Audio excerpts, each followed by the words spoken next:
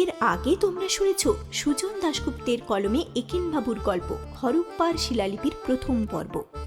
এখন শুনবে তারই দ্বিতীয় তথা অন্তিম পর্ব। তবে গল্পে যাওয়ার আগে বলে রাখি, আমাদের চ্যানেলে যদি প্রথমবার গল্প শুনতে এসে থাকো বা এখনও যদি সাবস্ক্রাইব না করে থাকো, প্লিজ চ্যানেলটাকে সাবস্ক্রাইব করে আমাদের উদ্বুদ্ধ করে দিও। তোমাদের এক একটা সাবস্ক্রিপশন আমাদের কাছে অমূল্য।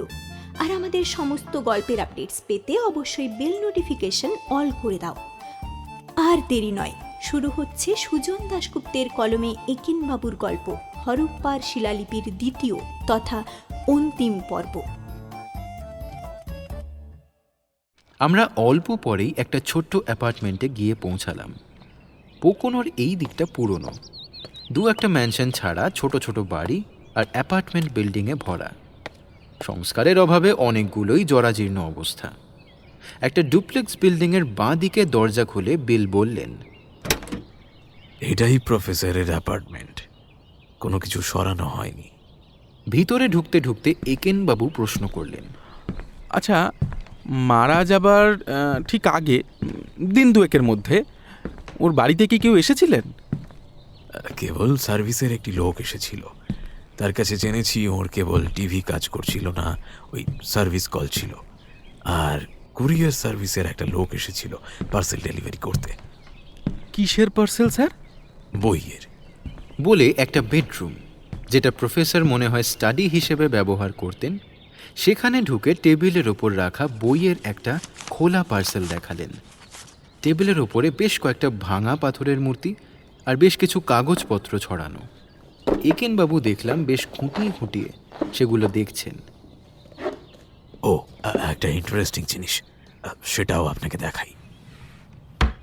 বলে টেবিলের ড্রয়ার খুলে একটা চিঠি বের করলেন। চিঠিটা পুরনো, পাতার নানান জায়গায় খাঁজ পড়া, কোনো তারিখ দেওয়া নেই। ইংরেজিতে লেখা চিঠি, যার অনুবাদ, প্রিয়তম আর, তুমি ভয় পাচ্ছ না আমাদের সম্পর্কের কথা ও আঁচ করছে ভেবে? সে তো আগেও করেছে, তাতে কি হয়েছে? আমি মনস্থির করেছি ওকে ছেড়ে তোমার সঙ্গেই থাকবো। আর দেরি করো না, আমি আগেও লিখেছি, আবারও লিখছি, এক্ষুনি চলে এসো। ইতি তোমার, জানোই তো কে, সি। কার লেখা স্যার এটা? রবার্ট উডের এক্স ওয়াইফের। ওর বহু প্রেমিক ছিল বলে বাজারে গুজব। প্রফেসর উড ছিলেন সেই প্রেমিক দলের সপ্তম বা অষ্টম। Very interesting. আর কোনো চিঠি পেয়েছেন? না, পার্সোনাল চিঠি বলতে ওই একটাই। Very interesting, very interesting. Very interesting বলে একেনবাবু এদিক ওদিক ঘরটা খুঁটিয়ে খুঁটিয়ে দেখলেন। একটা আলমারিতে বেশ কিছু ছোট বড় পাথরের টুকরো, কয়েকটা ভাঙা মূর্তি, পাথরের ফলা, ধাতুতে গড়া ছোটোখাটো কয়েকটা জিনিস। কি সেটা ঠিক বুঝলাম না, তবে সবগুলোই ধূলিধূসরিত অবস্থায় পড়ে আছে। বইপত্র কিছু আলমারিতে আর কিছু মেঝেতে, বলতে গেলে যত্রতত্র ছড়িয়ে আছে। টেবিল ল্যাম্পের শেডটা ভাঙা। সমস্ত ঘরটাই প্রচণ্ড অগোছালো। একেনবাবু আলমারির জিনিসগুলোর দিকে আঙ্গুল দেখিয়ে হঠাৎ জিজ্ঞেস করলেন, আচ্ছা, এইগুলোর দাম কত হবে স্যার? Good question. এত পুরনো জিনিস যখন, কালেক্টরদের কাছে দাম নিশ্চয়ই আছে। ওর কোনো ইন্স্যুরেন্স ছিল? সাধারণ অ্যাপার্টমেন্টের ইন্স্যুরেন্স। জিনিসপত্রের জন্য বড় জোর $50,000 কাভারেজ। আমার নিজের এইসব জিনিস সম্পর্কে খুব একটা ধারণা নেই, তাও মনে হলো যতগুলো জিনিস রয়েছে দেখলাম সেগুলোর দাম খুব একটা কম হবে না। ক্যাপ্টেন স্টুয়ার্ট একটা পাথরের মূর্তি তুলে বললেন, হয়তো $1,000 খরচা করে উনি এগুলোই কিনতেন। আমিও তাই ভাবছিলাম। প্রফেসর উডের সঙ্গে নিশ্চয়ই কোনো ইন্টারন্যাশনাল গ্যাংয়ের যোগাযোগ ছিল, যারা এই সব প্রত্নতাত্ত্বিক জিনিস চুরি করে ওকে বিক্রি করত। বিল ক্রসের মাথায় বোধহয় এই চিন্তাটা আগে আসেনি। Quite possible. এইসব লোকদের সঙ্গে ক্যাশ দিয়েই কারবার করতে হয়। একেনবাবুকে দেখলাম গম্ভীরভাবে কি যেন একটা ভাবছেন। এবার চলুন স্যার, খাতটার কাছে একবার যাই। নিশ্চয়ই।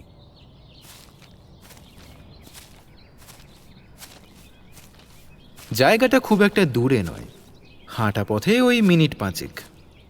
যে পথটা পাহাড়ের ধার দিয়ে নেমে বড় রাস্তায় পড়েছে তার পাশ দিয়ে বেরিয়েছে একটা সরু পায়ে হাঁটার পথ। চারিদিক গাছপালায় ঢাকা। শেষ হয়েছে ছোট্ট এক ফালি মাঠে। সেখানে দুটো বসার বেঞ্চি, যেখান থেকে নিচে পোকোনো মেন রোডটা এঁকে বেঁকে গেছে তা দেখা যায়। বেঞ্চিগুলোর ফিট 10 সামনে নিচু জরাজীর্ণ তারের বেড়া। সেখানে কিছু দূর অন্তর অন্তর সাবধান বাণী আটকানো। বেড়াটা অবশ্য অনেক জায়গাতে ভেঙেও পড়েছে। সেখানে ওয়ার্নিং সাইন ঝুলিয়ে প্লাস্টিকের হলুদ ফিতে লাগানো, কিন্তু বেড়া বা প্লাস্টিকের ফিতে কোনোটাই খুব একটা সুরক্ষা দিচ্ছে না। বেড়ার ঠিক পিছন থেকেই শুরু হয়েছে গভীর খাদ। সতর্ক না হয়ে পাশ দিয়ে হাঁটলে উল্টে খাদে পড়ে যাওয়াটা অসম্ভব নয়। সেই খাদেই মৃতদেহটা পাওয়া গিয়েছিল। বেড়াটা বেশ কিছুদিন ধরেই ভাঙা। পুলিশ রিপোর্টও করেছে সরানোর জন্য, কিন্তু পোকোনো মিউনিসিপ্যালিটি এখনো কোনো সময় করে উঠতে পারেনি। হলুদ ফিতেটা ওই ডেড বডিটা পাওয়ার পরে পুলিশ লাগিয়েছে। একেনবাবু এগিয়ে গিয়ে খাদের সামনে দাঁড়িয়ে ঝুঁকে ঝুঁকে খানিকক্ষণ দেখলেন। আমার কোনো উঁচু জায়গা থেকে নিচের দিকে তাকালেই মাথা ঘুরতে থাকে। আমি কয়েক সেকেন্ড তাকিয়ে সরে এলাম। তার মধ্যেই দেখলাম প্রায় 30 ফুট নিচে পাথরের একটা চাই বারান্দার মতো বেরিয়ে আছে। সেখানেই নাকি ডেড বডিটা পাওয়া গিয়েছিল। কিন্তু খাদের শেষ আরও অন্তত 100 ফুট নিচে হবে। বেলক্রস সঙ্গে করে একটা ফাইল নিয়ে এসেছিলেন, খেয়াল করিনি। সেটা খুলে যে অবস্থায় প্রফেসর উডের মৃতদেহটা আবিষ্কৃত হয়েছিল তার কয়েকটা ক্লোজ আপ ছবি দেখালেন। মৃতদেহের ছবি দেখতে আমার বড় অসুবিধা হয়, তাই ভালো করে তাকালাম না। তবু দেখতে পেলাম একটা রক্তাক্ত দেহ চিত অবস্থায় ছিত্রে পড়ে আছে। মাথার পাশে একটা মলাট খোলা বই আর কয়েকটা পাথরের টুকরো।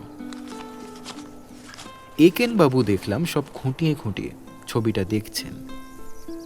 আচ্ছা, বলছিলাম এই ছবিটার একটা কপি কি পেতে পারি স্যার? নিশ্চয়ই, কিন্তু কি বুঝছেন? Very interesting sir. বইটা আর ওই পাথরের টুকরোগুলোর কথা বলছেন? বইটা প্রফেসর উডের, পাথরের টুকরোগুলো ওর বাড়ির আলমারির পাথরগুলোর সঙ্গে ম্যাচ করেছে। উনি বাড়ি থেকে বইপত্র, পাথরের মূর্তি এসব নিয়ে এখানে এসে প্রায় বসতেন। এখানে বসেই নাকি ভাবনা চিন্তা গবেষণা এসবই করতেন। টিপিক্যাল খ্যাপা প্রফেসর। ডিসকাস্টিং। এক্স্যাক্টলি। আমার বিশ্বাস এটা আত্মহত্যাই। শুধু টাকার ব্যাপারটাই রহস্য হয়েছিল, কিন্তু তোমার অ্যাঙ্গেল ধরে এগোলে সেটাও মনে হয় এক্সপ্লেন করা যাবে। সেদিন ফিরতে ফিরতে আমাদের সন্ধ্যা হলো। ফেরার পথে নানান কথার মধ্যে একেনবাবু আচমকা বলে উঠলেন, আমি এখনো পাজেলড স্যার। কিসের কথা বলছো? এই যে গবেষণা করার জন্য বাড়ি থেকে বইপত্র আর পাথর এনে সেগুলো ছুঁড়ে ফেলে দিয়ে আত্মহত্যা। খুবই পাজলি। কেনই বা অধ্যাপক মশাই সেটা করলেন? হ্যাঁ, আর কেনই বা উনি কেবল টিভি সারাতে ডাকলেন, বই কিনলেন? মরে যাবার পর তো আর কেউ টিভি দেখে না, বইও পড়ে না। আমি সত্যিই কনফিউজড স্যার। বুঝলাম আমরা নানান কথা বলছি বটে, কিন্তু প্রফেসরের মৃত্যুটা ওর মাথায় এখনো ঘুরছে।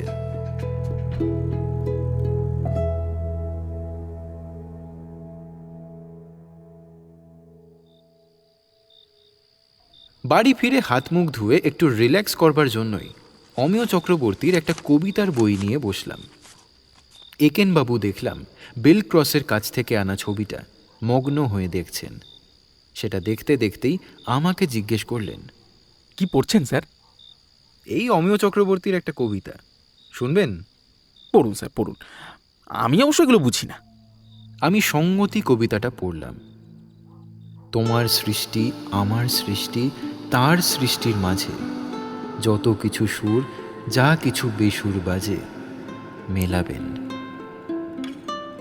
তিনি মাথা নাড়তে নাড়তে বললেন, এইটা কিন্তু কবি মোক্ষম লিখেছেন স্যার। বলে চেয়ার থেকে উঠে এসে বিড়বিড় করে নিজেই লাইন 3টে কয়েকবার পড়লেন। আমি তোমার সৃষ্টি সৃষ্টি যত কিছু বাহ বাহ বাহ সৃষ্টির মাঝে যত কিছু তারপর বোঁ করে নিজের ঘরে চলে গেলেন। টিপিক্যাল একেন বাবু। খানিক বাদে কান চুলকোতে চুলকোতে এসে জিজ্ঞেস করলেন, আচ্ছা, এক কাপ কফি চলবে নাকি স্যার? এমন সময় একটা ফোন। অন্য প্রান্তে অধ্যাপক গেরহার্ড। একটা প্রচণ্ড দুঃসংবাদ। দীপা আত্মহত্যা করেছেন। ওর dead body New York University হাসপাতালে। আমরা তক্ষুনি সবাই ছুট লাগালাম। গিয়ে দেখি ক্যাপ্টেন স্টুয়ার্টও আছেন।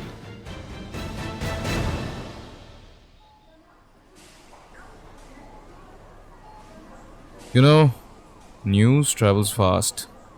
কি ব্যাপার স্যার, সুইসাইড? তাই তো মনে হচ্ছে।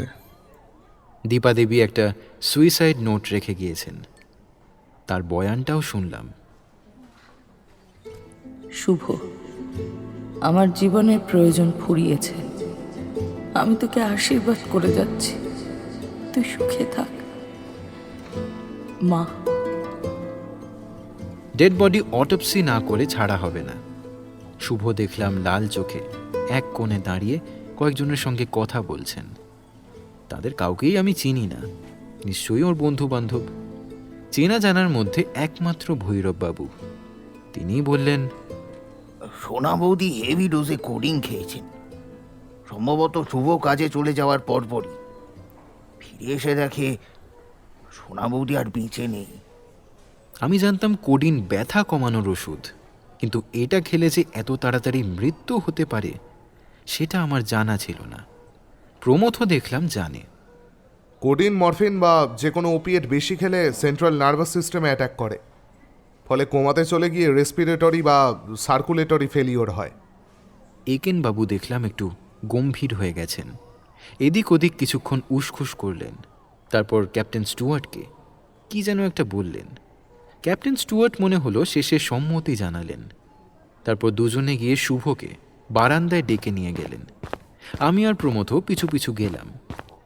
একেনবাবু শুভর হাতটা ধরে বললেন, আমি জানি না স্যার এই দুঃখে আপনাকে কি বলে সান্ত্বনা দেব, কিন্তু এই চরম দুঃখের মুহূর্তেও আমি দু একটা প্রশ্ন করব স্যার আপনাকে। শুভকে এর আগেও নিশ্চয়ই ক্যাপ্টেন স্টুয়ার্টদের লোকজন অনেক প্রশ্ন করেছে। বিষণ্ণ মুখে শুভ একেনবাবুকে বললেন, বলুন। মাস কয়েক আগে আরিফ বলে একটা লোক আপনার বাবার বাড়িতে একটা স্যুটকেস দিয়ে গেছিল, আপনি সেটা জানেন? প্রশ্নের আকস্মিকতায় শুভ দেখলাম হতভম্ব এবং যথেষ্ট বিরক্ত। এই প্রশ্ন এখন আমায় কেন করছেন? দরকার আছে স্যার, প্রশ্নটা খুবই গুরুত্বপূর্ণ। হ্যাঁ জানি, মা ফোন করে জানিয়েছিলেন। কি বলেছিলেন আপনাকে? মা ভীষণ আপসেট ছিলেন, ঠিক কি বলেছিলেন আমার স্পষ্ট মনে নেই। আপনি মাকে কিছু জিজ্ঞেস করেননি স্যার? মানে মা এত আপসেট হয়েছেন কেন? করেছিলাম। আপনার মা কি বলেছিলেন? মা বারবার বলছিলেন, তুই বুঝবি না, তোকে বোঝানো যাবে না। আপনি শিওর স্যার কথাটা মা আপনাকে বলেছিলেন? হ্যাঁ, আমার পরিষ্কার মনে আছে। আচ্ছা, আপনার মা কি এরকম আপসেট মাঝে মাঝেই হতেন?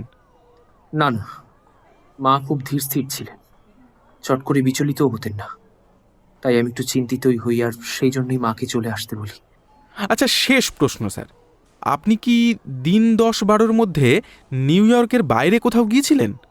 না না, গত 2 সপ্তাহ আমাকে প্রতিদিন কাজে যেতে হয়েছে, এমনকি শনি রোববারেও।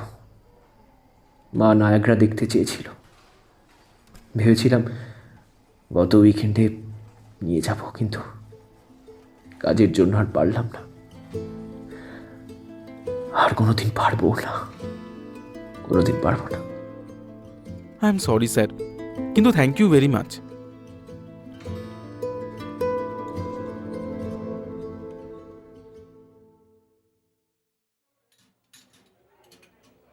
দীপা দেবীর ফিউনারেল হলো 3 দিন বাদে। ফিউনারেল হোম থেকে ভৈরববাবুর অনুরোধে আমরা সবাই রাজা ও রানী রেস্টুরেন্টে গেলাম। আমরা মানে আমি, প্রমথ, একেনবাবু, গেরহার্ড সাহেব আর ক্যাপ্টেন স্টুয়ার্ট। শুভ আসতে রাজি হলো না। ভৈরববাবু অবশ্য জেদ করলেন না। শুভর এক বন্ধু কয়েকদিন ওর সঙ্গে থাকবেন বলে এসেছেন। দ্যাটস নাইস অফ হিম।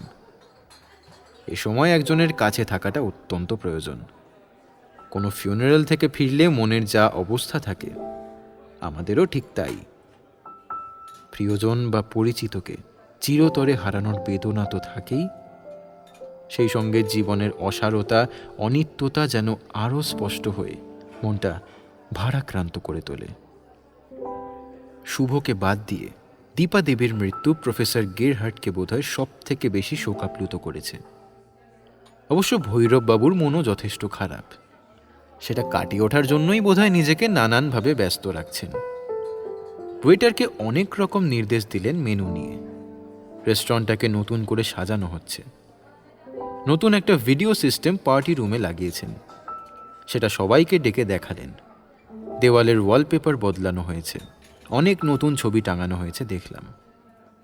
আমার এসব ব্যাপারে খুব একটা উৎসাহ নেই, কিন্তু একেনবাবু আর ক্যাপ্টেন স্টুয়ার্ট আগ্রহ ভরে সেগুলো দেখলেন, কিছু প্রশ্ন করলেন। এর মধ্যে একটি ওয়েটার এক প্রস্থ স্পেশাল কফি আর মশলা চা দিয়ে গেল, তার সঙ্গে কিছু পেস্ট্রি আর ডেনিশ। ভৈরববাবু জিজ্ঞেস করলেন যে আমরা কেউ টোস্ট বা অমলেট খেতে চাই কিনা। সবাই এক বাক্যে না বললাম। একটু বাদে প্রফেসর গেরহার্ট উসখুস করে আমি আর বসবো না বলে উঠে দাঁড়ালেন। ভৈরববাবু বারবার অনুরোধ করাতেই তিনি এসেছিলেন। সারাক্ষণই প্রায় অন্যমনস্ক ছিলেন।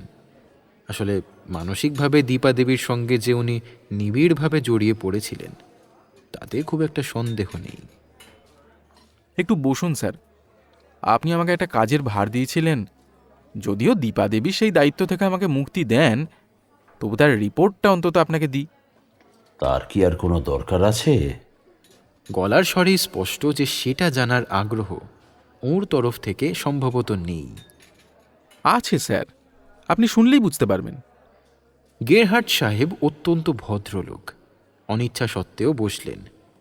একেনবাবু চায় একটা চুমুক দিয়ে হঠাৎ ভৈরববাবুকে প্রশ্ন করলেন,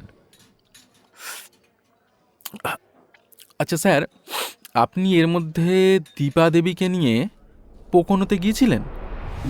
প্রশ্নটা এতটা আকস্মিক যে ভৈরববাবুর হাত কেঁপে কিছুটা চা চলকে মাটিতে গিয়ে পড়ল। ভৈরববাবু কোনো মতে বললেন,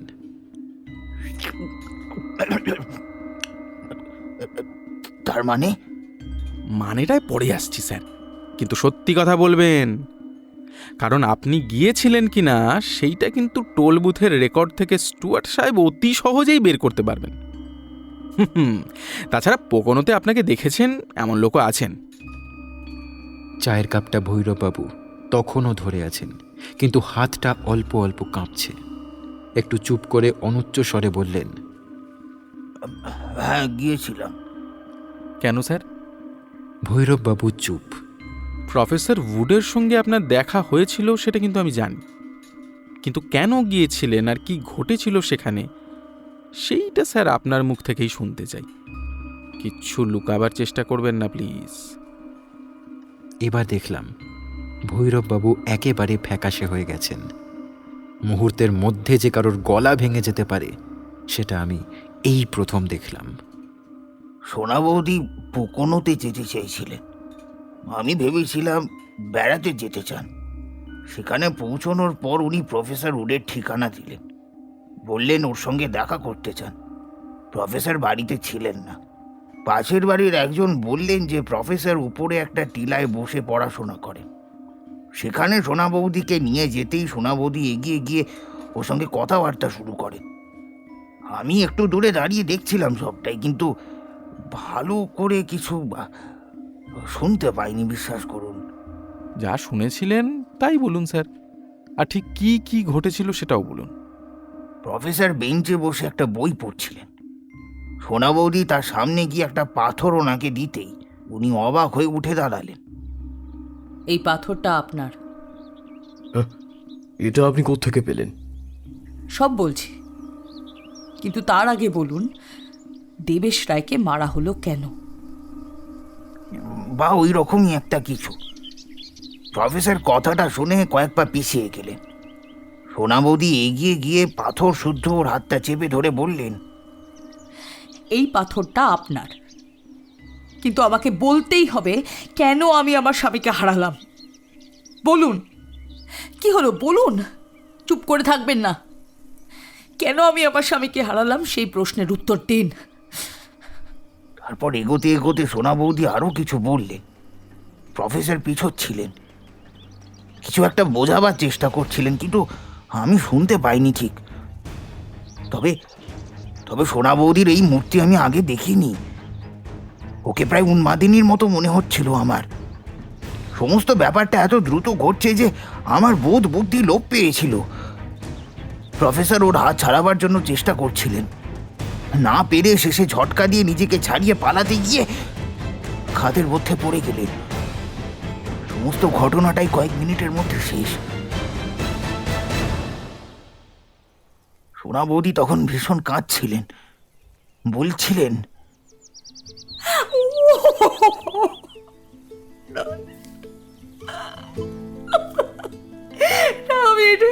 এটা আমি চাইনি, এটা আমি চাইনি, চাইনি। এখন কি হবে, এখন কি হবে?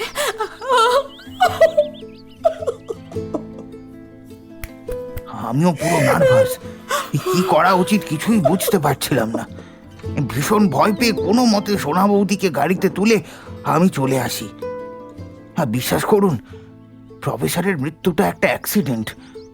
এতে সোনা বৌদির কোনো দোষ নেই। কথাগুলো বলে ভৈরববাবু কপালে হাত দিয়ে মাথা নিচু করে বসে রইলেন। ভয় পাচ্ছেন কেন স্যার? যা সত্যি তাই বলবেন। ভৈরববাবু আকুল দৃষ্টিতে একেনবাবুর দিকে তাকালেন।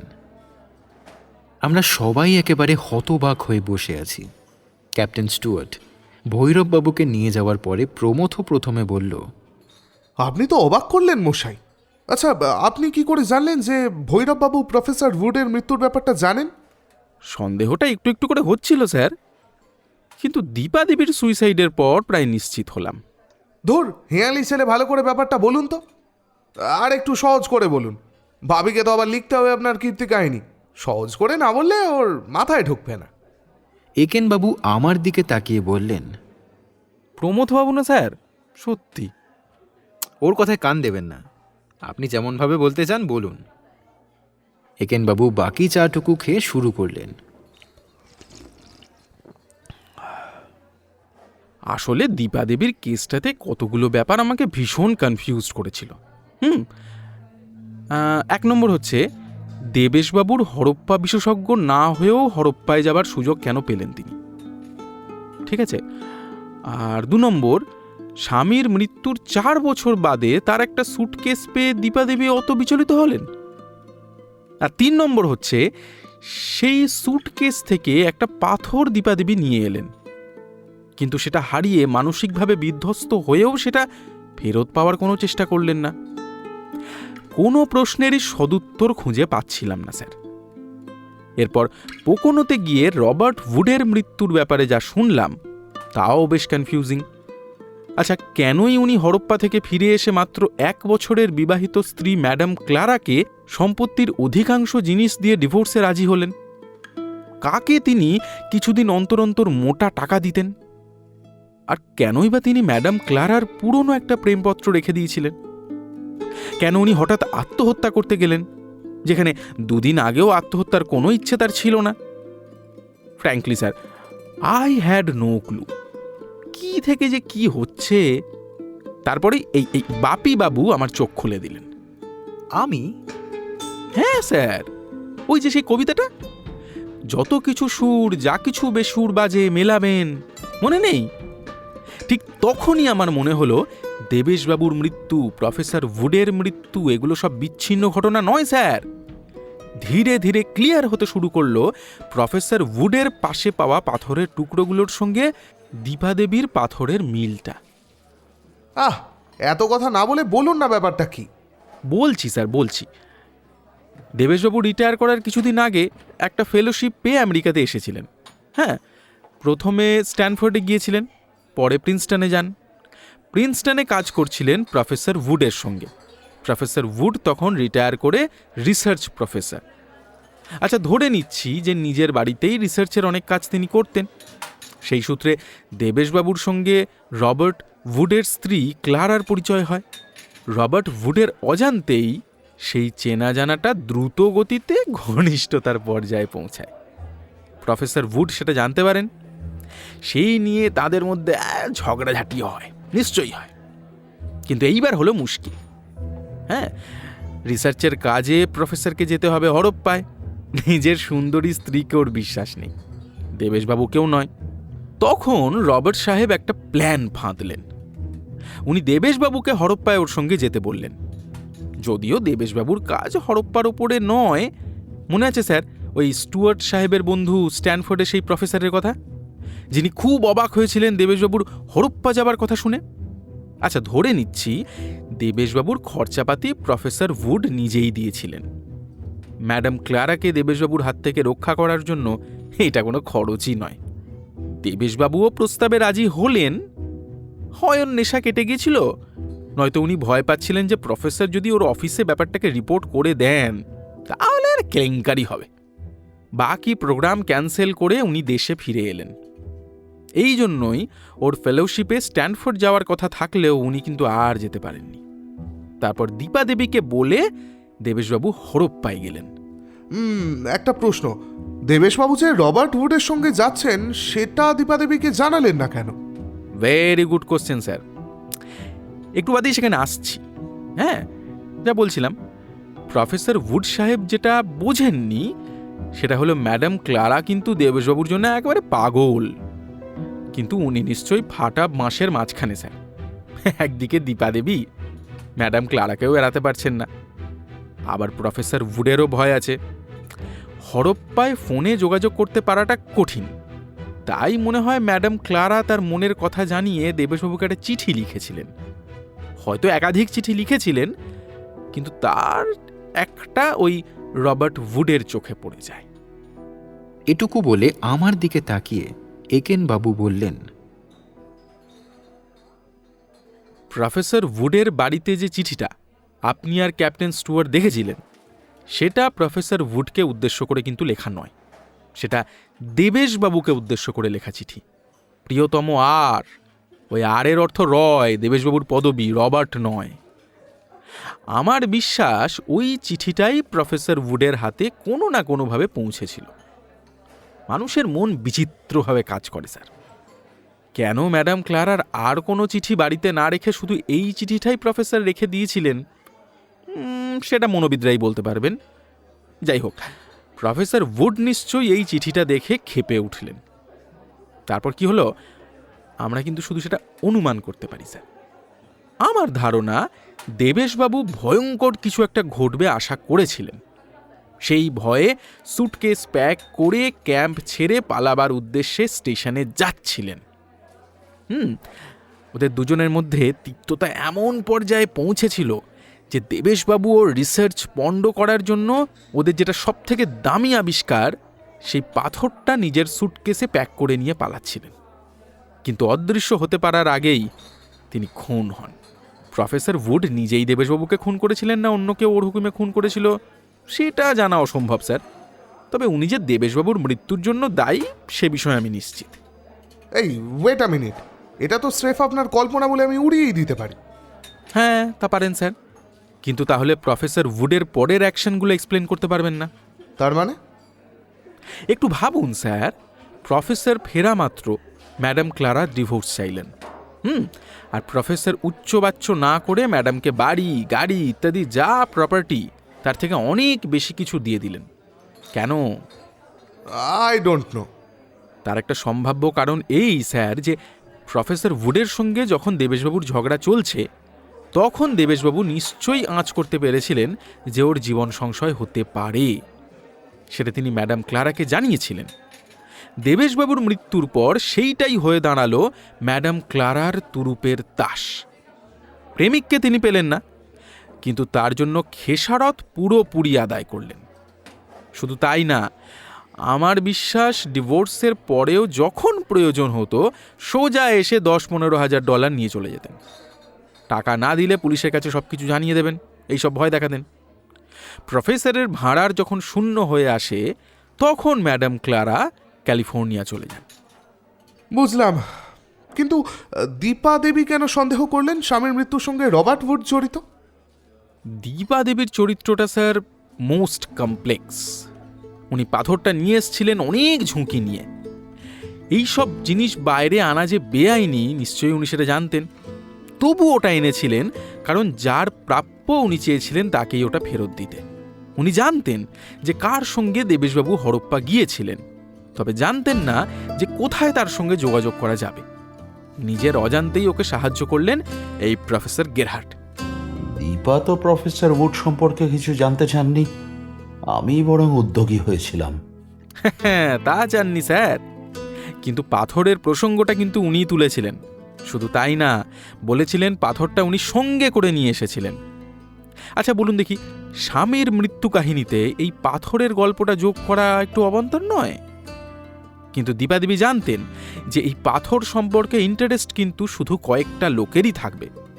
তাঁদের কাছ থেকেই প্রফেসর উডের খবর পাওয়া যাবে। কিন্তু এত বাঁকা পথে এগোনোর কি দরকার ছিল? সোজাসুজি গেরহার্ট সাহেবকে বললেই তো হতো। তার কারণ খুব সিম্পল স্যার। উনি চাননি প্রফেসর উড আগে থেকেই জানুন যে দেবেশবাবুর স্ত্রী ওর খোঁজ করছেন। দীপাদেবী আঁচ করেছিলেন যে স্বামীর মৃত্যুর ব্যাপারে প্রফেসর উড সম্ভবত জড়িয়ে। সন্দেহ শুরু হয়েছিল ওই স্যুটকেসটা পাওয়ার পর থেকে। হয় যে নিয়ে এসেছিল তার দেওয়া কোনো খবরে, অথবা স্যুটকেসের ভিতর ম্যাডাম ক্লারার কোনো চিঠিপত্র থেকে। দেবেশবাবু যে নারী ঘটিত কোনো একটা সমস্যায় জড়িয়ে পড়েছিলেন এবং তার মৃত্যুটা যে আকস্মিক কোনো ডাকাতের আক্রমণের নয়, এই সন্দেহ মনে হয় তার মনে জেগেছিল। যেটা আমরা জানি স্যার, সেটা হলো স্যুটকেস পেয়ে দীপাদেবী খুবই বিচলিত হয়ে পড়েছিলেন। শুভবাবু মাকে ধীরস্থির মহিলা বলেই জানতেন। তিনি মাকে এরকম আপসেট হতে দেখে যখন প্রশ্ন করেছিলেন, তখন দীপাদেবীর কি উত্তর ছিল? তুই বুঝবি না, তোকে বোঝানো যাবে না। বাবার মৃত্যুতে মায়ের দুঃখ হয়তো ছেলেকে বোঝানো যায় স্যার, কিন্তু বাবার পদস্খলনে মায়ের দুঃখটা ছেলেকে বোঝানো শক্ত, তাই না স্যার?